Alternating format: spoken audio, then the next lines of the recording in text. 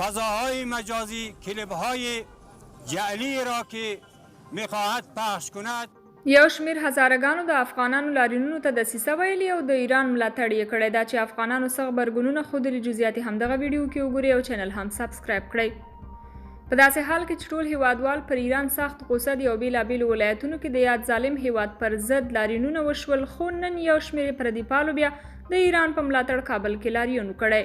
نن چهارشنبه د وري پر څلېرویشتمه ځینو نورو کسانو کابل کې د ایران سفارت مخ ته راټول شوي او د لاریونوالو دا چاره یې غندلې.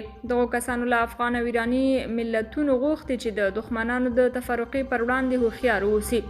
هغوی د یو پریکړه لیک په خپرولو ویلي که پرون ځینو مغرضو کسانو هرات کې د ایران کنسلګرۍ پر ډبرو وویشته، موږ نن د افغانانو په استازولۍ کابل کې د ایران سفارت دروازه د ورورولۍ او دوستۍ په نښه په ګلانو ولو. ایران کې له افغانانو سره د زور زیاتي په تړاو له غبرګونونو وروسته ایراني چارواکو هغه توطیه بللې ده.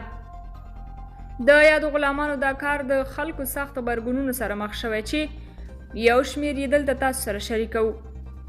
جنرال موبین لیکلي دا خلک او د دوی مشران ټول عمر د ایران غلامي کړې، سترګې یې د هغوی په ظلمونو پټې دي او نن یې په ډېرې بې شرمۍ د ایران سفارت باندې د ګلونو باران وکړ. بادام احمدزي لیکلي د تیر یوې اونۍ راهیسې په افغان مهاجرو ایرانیانو زیات ظلم وکړ او زیاتره افغانان هم د هزاره قوم و چې هلته ایرانیانو تر جبر لاندې نیولي وه. په افغانستان کې ټولو قومونو غږ پورته کړ، مګر نن هماغه هزارهګان د ایران سفارت مخې ته راغلي او هلته ایران ته زارۍ شروع کړي او ګلان یې راوړي. د تیرو ورځو لاریون کوونکي پردي پال او جاسوسان ګڼلي، خو تر دوی بیرته بیا زیات جاسوسان او رټل شوي خلک زموږ په وطن کې نشته.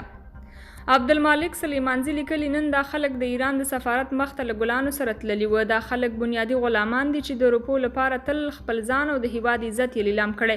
دا بې غیرته خلکو څخه د افغانانو هغه ژړا هم هیره ده کوم چې ایرانیانو د دوی عزت سره لوبې کولې.